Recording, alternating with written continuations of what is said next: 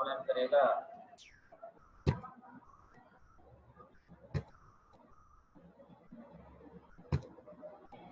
तो मैंने आपको जैसा अभी बताया न्यूक्लियर रिएक्टर के बारे में या न्यूक्लियर साइंस के बारे में, तो अब क्वेश्चन यहाँ पर पहला ही दिया हुआ है, choose the correct option, choose the correct option. इसमें से मुझे करेक्ट ऑप्शन को चूज करना है, ठीक है। तो अब करेक्ट ऑप्शन, पहले हम क्वेश्चन को पढ़ लें, उसके बाद हम इसके आंसर को चूज करेंगे। तो पहला है कि which is the highest capacity generating nuclear power plant in India। India में जितने भी न्यूक्लियर प्लांट्स हैं उसमें से सबसे अधिक कहाँ पर न्यूक्लियर कैपेसिटी या सबसे अधिक कैपेसिटी है एनर्जी या न्यूक्लियर इलेक्ट्रिक एनर्जी जनरेट करने की, ठीक है। इसमें 3 नाम है, एक है कलपक्कम, दूसरा है तारापुर और तीसरा है कुडानकुलम, कुडानकुलम, ठीक है। ये तीनों क्या हैं, ये तीनों हमारे इंडिया के न्यूक्लियर प्लांट यहाँ पर है, न्यूक्लियर पावर प्लांट है। ये तीनों जगह है जहाँ पर कि ये इंडिया में है और इन सभी जगहों पर क्या है, न्यूक्लियर रिएक्टर पावर प्लांट है, ओके। तो पहला जो है वो कलपक्कम, ये हमारा कहाँ पर है, मद्रास, चेन्नई, जो कि तमिलनाडु में, कहाँ पर है, तमिलनाडु में। दूसरा तारापुर जो कि महाराष्ट्र में है। तीसरा कुडानकुलम, ये तिरुवेली, ये भी तमिलनाडु में है, कहाँ पर है, तिरुवेली, तमिलनाडु। तीनों का लोकेशन मैंने बताया। तो ये कुडानकुलम तिरुवेली में है और यहाँ पर सबसे अधिक जो है ना न्यूक्लियर पावर एनर्जी जनरेट की जाती है। इंडिया में जितने भी अभी न्यूक्लियर पावर प्लांट हैं उन सभी पावर प्लांट में सबसे अधिक एनर्जी जनरेट कहाँ पर की जाती है, कुडानकुलम में। कहाँ पर की जाती है, कुडानकुलम। नेक्स्ट क्वेश्चन है which of these states in India does not have a nuclear reactor. अब कह रहा है कि यहाँ पर कुछ स्टेट्स के नाम दिए गए हैं इंडिया के, जहाँ पर ये आपको बताना है कि किस स्टेट में कोई भी न्यूक्लियर पावर प्लांट नहीं है, ठीक है। तो Assam is the state, Assam is the state in India where there are no any nuclear power plant. Assam Bharat का एक ऐसा राज्य है जहाँ पर भी कोई भी न्यूक्लियर पावर प्लांट नहीं है, वहाँ पर थर्मल पावर प्लांट है, ठीक है। बोंगाईगांव में थर्मल पावर प्लांट है, ठीक है, क्योंकि उधर तेल अधिक मिलता है इसलिए न्यूक्लियर पावर प्लांट की उधर जरूरत नहीं होती है। इसके बाद question number 3, this group of subatomic particle is present in the centre of every atom, ठीक है। सब एटॉमिक पार्टिकल कौन कौन से हैं, electron, proton, neutron. Subatomic particle कौन कौन से हैं, इलेक्ट्रॉन, प्रोटॉन और न्यूट्रॉन। इलेक्ट्रॉन तो आपको पता है मूव करता है, ठीक है, एक पर्टिकुलर ऑर्बिट में, लेकिन न्यूट्रॉन और प्रोटॉन इसके न्यूक्लियस में रहता है, उसके न्यूक्लियस में रहता है। तो अब क्वेश्चन कह रहे हैं कि this group of subatomic particle is present in the center of every atom and it forms a tiny core, एक core बनाता है। cloud of electrically charged particle moves around this core, तो उस core का नाम बताना है, वो core क्या कहलाता है, न्यूक्लियस कहलाता है, ठीक है। एटम का जो सेंटर है वो क्या कहलाता है, न्यूक्लियस कहलाता है, क्या कहलाता है, nucleus, okay. And the question number 4 is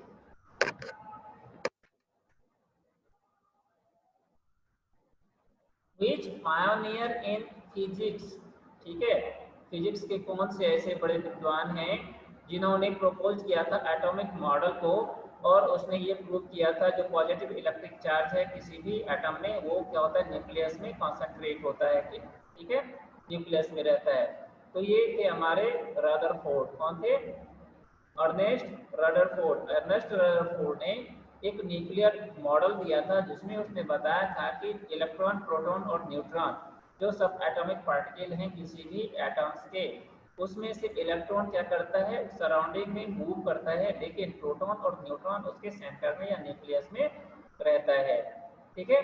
तो इसे रदरफोर्ड का न्यूक्लियर थ्योरी भी हम कहते हैं, एटॉमिक थ्योरी भी कहते हैं, ठीक है। Next question number 5, the number of which negatively charge particle is equal to the number of protons. आपको मालूम है, आप लोगों ने पढ़ा होगा फिजिक्स की साइंस में कि सब एटॉमिक पार्टिकल में न्यूक्लियर जो हमारा न्यूट्रॉन होता है, प्रोटॉन होता है और इलेक्ट्रॉन होता है। तो इलेक्ट्रॉन और प्रोटॉन ये क्या होते हैं, चार्जेस बराबर होता है। प्रोटॉन क्या होता है, पॉजिटिव चार्ज होता है, इलेक्ट्रॉन नेगेटिव चार्ज होता है, और न्यूट्रॉन न्यूट्रल होता है। ठीक है, तो charge of proton equal to charge of neutron, ये इलेक्ट्रॉन जो कि नेगेटिवली चार्ज है, प्रोटॉन क्या है, पॉजिटिवली चार्ज है। तो इसमें आंसर क्या होगा, इलेक्ट्रॉन। क्या होगा आंसर, इलेक्ट्रॉन।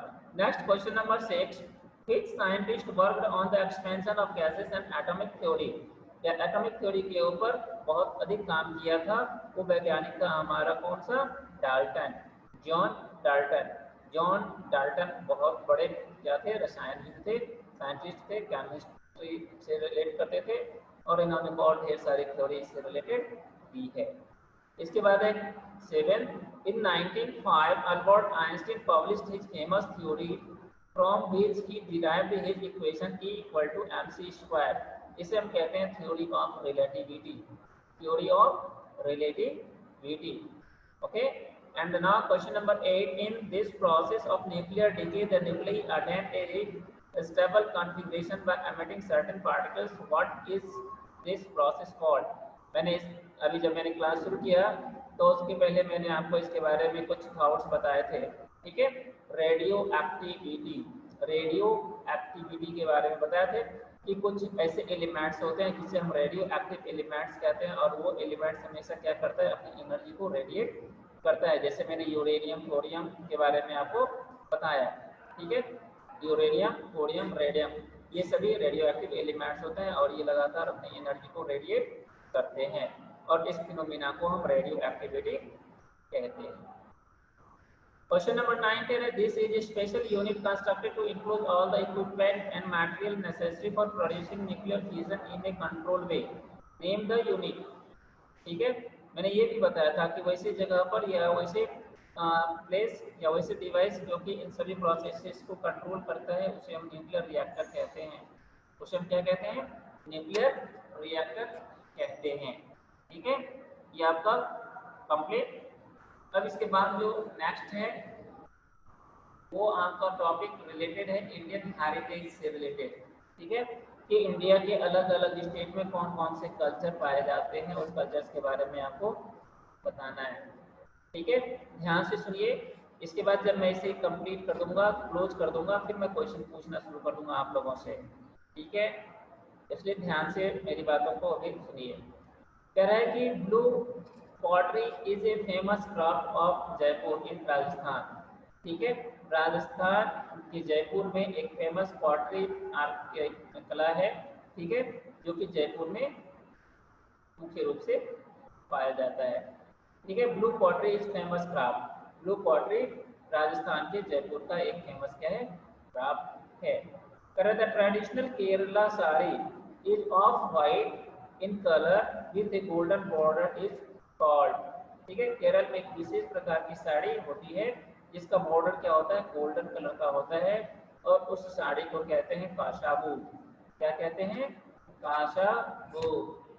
इसके बाद है क्वेश्चन नंबर 3, जिसे पानी मत निकालना कोई, ठीक है, क्योंकि भूख लग गई होगी, लेकिन सुनना से।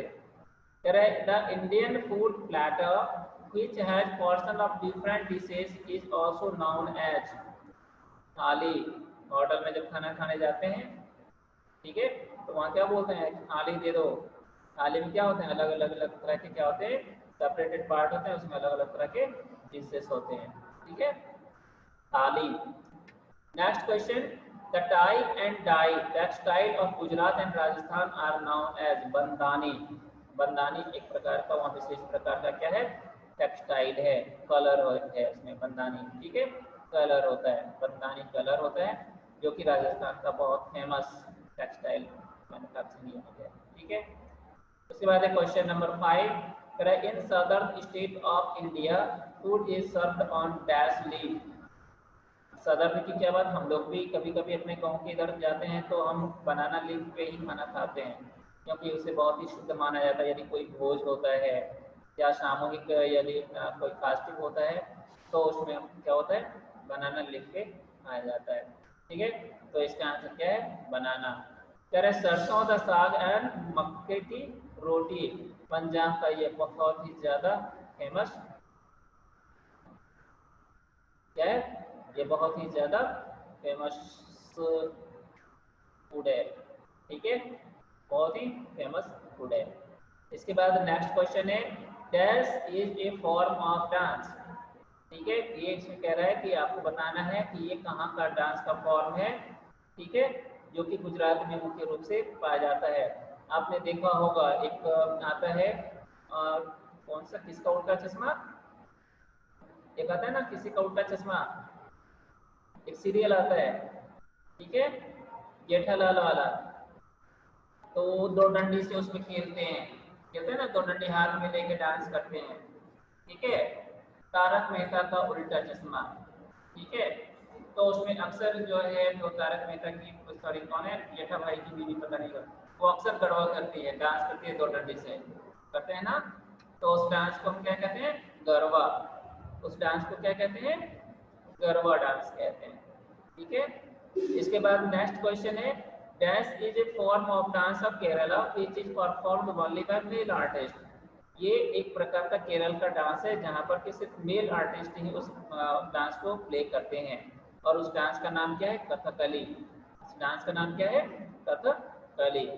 नेक्स्ट है एक dash is the festival in which Hindu women in northern India fast from sunrise to moonrise pray for the well being of their husband और फियांसीज, ठीक है, ये एक प्रकार का नॉर्थ इंडिया में अपने पति या अपने मंगेतर के लिए मनाए जाने वाला पर्व होता है, जिसमें औरतें क्या करती है, सनराइज से लेकर मूनराइज तक व्रत करती है, ठीक है।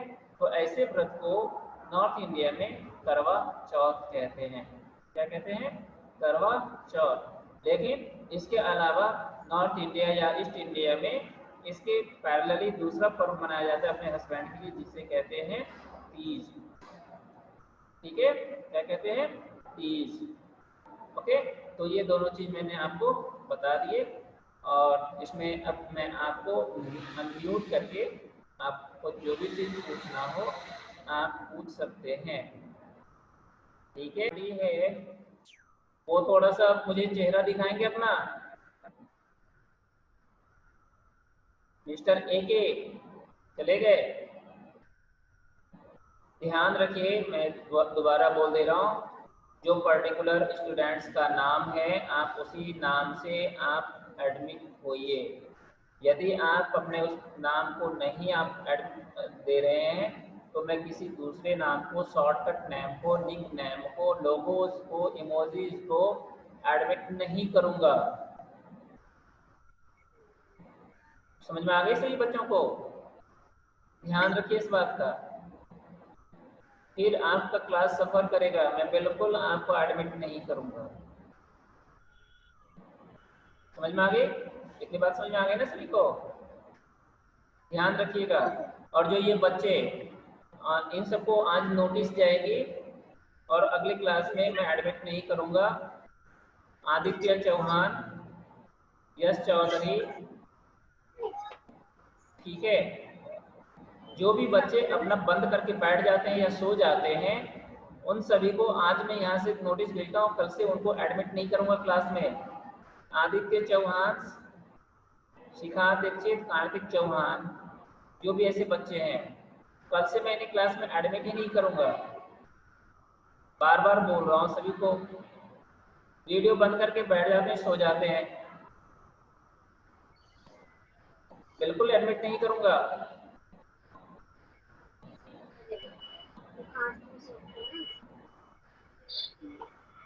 इतनी बात समझ में आ गई। अभी भी यदि आप लोगों को कोई भी क्वेश्चन पूछना हो तो आप क्वेश्चन पूछ सकते हैं। ऐसे मुझे लगता है कि time is going to be all over now, it's 10:02 and your time is 10:05, 10:05, यही है ना। तो हम आपको 2 मिनट पहले छुट्टी दे दें। यस सर, क्योंकि मुझे इसमें जो है ना रिकॉर्डिंग जो है उसके ऊपर भी कुछ काम करना है। Okay, now it's time to bye. Thank you sir. Thank you, sir. Bye sir. Thank you, sir.